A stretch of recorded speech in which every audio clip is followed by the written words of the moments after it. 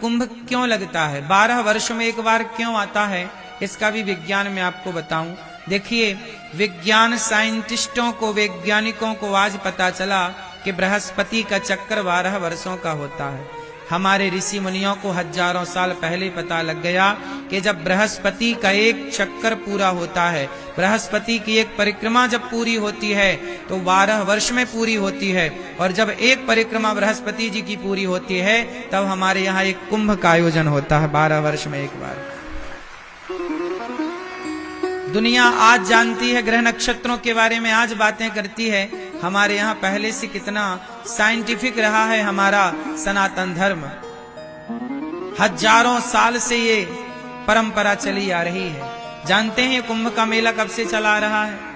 जब समुद्र मंथन हुआ, और समुद्र मंथन से जब सबसे पहले अमृत, सबसे अंत में अमृत निकला, तो उस अमृत की वो कुछ बूंदें आकर के 4 स्थानों पर गिरी। उन 4 स्थानों में एक स्थान है प्रयागराज। जब प्रयागराज जी में अमृत की बूंदें गिरी तो यहां पर अमृत की बूंदें इसी माह में, इसी समय पर वह बूंदें जब आकर गिरी, तब से लेकर आज तक उसी तिथि पर, उसी समय पर कुंभ का मेला लगाया जाता है। और कुंभ के मेले में हम सब दरस परस करते हैं गंगा मैया का, संगम का, क्योंकि कहा जाता है कि वो अमृत की जो बूंदें हैं, वह अमृत की बूंदें कहाँ हैं? आज भी वह अमृत की बूंदें हम सबके भीतर अमरता भर रही हैं। कौन सी अमरता? आज तक कौन व्यक्ति अमर हुआ? देखो, इस पूरे कथाक्रम को मैं आपको बहुत सहजता और सरलता से समझाऊं तो बहुत प्रेम से समझना पड़ेगा समुद्र मंथन को। अच्छा, एक बात बताओ, जब समुद्र मंथन हुआ तो सबसे पहले क्या निकला? अमृत निकला कि विष निकला? क्या निकला? पहले निकला विष, आखिरी में निकला अमृत। जब आखिरी में अमृत निकला तो क्या हुआ जानते हैं? आखिरी में अमृत जब निकला तो आखिरी में अमृत निकला ना, पहले क्या निकला? विष। इसका अर्थ है कि जो प्रयागराज में कुंभ लगता है, ये समाज को यह मैसेज देता है कि कुंभ का मेला अमृत की बूंदों के कारण मनाया जाता है, लेकिन इस अमृत की बूंदों तक पहुंचने के लिए पहले आपको उस विष से भी तो गुजरना पड़ेगा। कौन सा विष? जीवन में जब कठिनाई आए, जीवन में जब समस्याएं आए तो घबराना मत, क्योंकि उन कठिनाइयों के बाद, उन समस्याओं के बाद कामयाबी का अमृत भी आने वाला है। तो अमृत आखिरी में, विष पहले। आप किसी भी काम की शुरुआत करिए, पहले क्या निकलता है?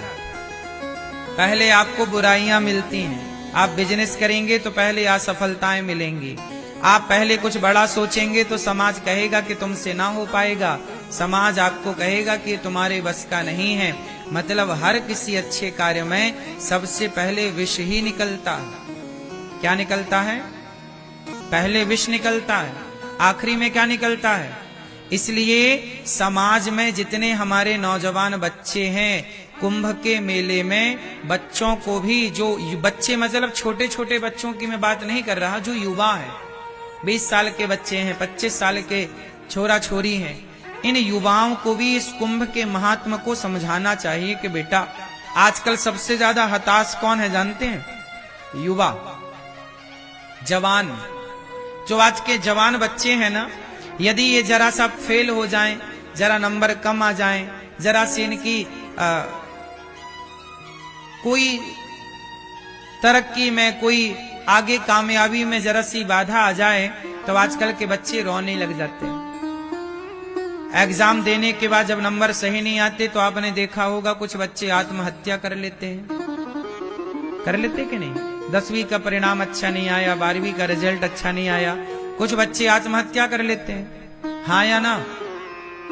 क्यों कर लेते हैं? क्योंकि आप लोगों ने उन्हें ये नहीं बताया कि बेटा, आज यदि असफलता मिली है तो असफलता से घबराना नहीं चाहिए। आज असफलता मिली है तो प्रयास करते रहिए, कल कामयाबी भी तो मिलेगी, सफलताएं भी तो मिलेंगी।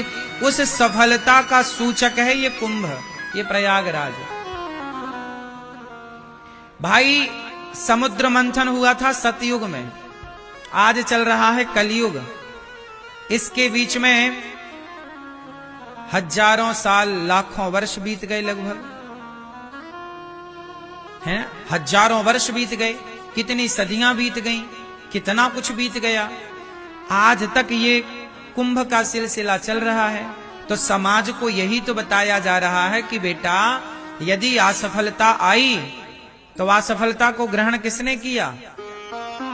जब समुद्र मंथन से जहर निकला तो किसने पिया? बोलो मेरी मां, किसने पिया? भगवान शंकर ने, भगवान शिव ने क्या पिया? विष पिया। शंकर जी ने पिया विष और देवताओं ने पिया अमृत। तो बताओ देवता अमृत पीकर देवता बड़े भये कि विष पीकर शंकर जी बड़े भये? देवताओं ने पिया अमृत, देवता देव कहलाए। शंकर जी ने पिया जहर तो देवाधिदेव महादेव कहलाए। अमृत पीने वाला बड़ा नहीं हुआ, विष पीने वाला बड़ा हो गया। इसलिए जीवन में असफलताओं का विष आए तो कभी घबराने की जरूरत नहीं है। असफलता भी सफलता की एक सीढ़ी है। असफलता भी सफलता की एक सीढ़ी है। इसलिए ये हमारा जो प्रयाग है, हमारा ये जो कुंभ का मेला है, कुंभ का मतलब होता है घड़ा, घड़े से छलकी हुई बूंदे अमृत की। अच्छा घड़ा, अच्छा ये बताओ आपका शरीर भी तो एक घड़ा है, बोलो हां कि ना? अच्छा आपके शरीर में यदि आपका शरीर एक घड़ा है, उदाहरण मान लो शरीर हमारा घड़ा है। अच्छा आपका जो मस्तक है, सिर है, ये भी तो घड़े के आकार का है, नहीं है? अच्छा ये बताओ कि आपके शरीर में कितने छिद्र हैं, कितने छेद हैं? बोलो। नवद्वारे पुरे देही, कितने छिद्र हैं? वैसे तो रोम छिद्र करोड़ों हैं, बहुत हैं, लेकिन जो मुख्य छिद्र हैं वह 9 हैं। हमारे शरीर में कितने छेद हैं? 9। 2 आंख, 2 नाक, 2 कान, 1 मुंह, कितना हुआ? हो गए 7। 1 मूत्र द्वार और 1 मल द्वार, टोटल 9 द्वार का ये शरीर है। अच्छा मुझे एक बात बताओ कि एक घड़ा है और उस घड़े में 9 छेद हैं, और 9 छेद वाले घड़े में यदि पानी भरना है तो बताओ कैसे पानी भरेंगे? मैया आप बताओ। हैं? एक घड़ा है आपके हाथ में, माना कि उसमें 9 छेद हैं। अब पानी भरना है, बताओ कैसे भरेंगे? गंगा जी का जल भरना है, कैसे भरेंगे बताओ? कैसे मेरी मां? भैया आप बताओ कैसे भरेंगे? हैं?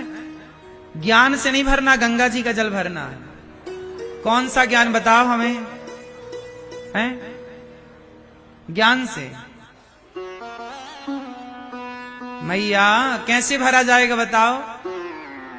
हैं? एक तरफ से पानी भरो तो दूसरी तरफ से निकल जाए। घड़े में छेद 9 है ना, एक तरफ से भरो तो दूसरी तरफ से निकले, दूसरे से भरो तीसरे से निकले।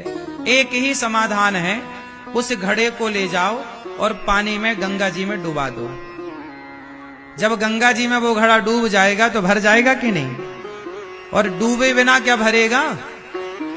बोलो, क्या डूबे बिना भर सकता है?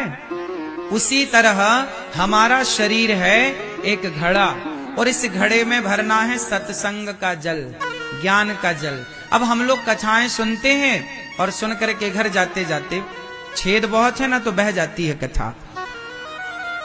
इस कान से सुनी तो उस कान से कथा निकल गई, इस कान से सुना ज्ञान, उस कान से ज्ञान निकल गया, सारा ज्ञान बह जाता है। तो क्या करें कि ज्ञान भरा रहे?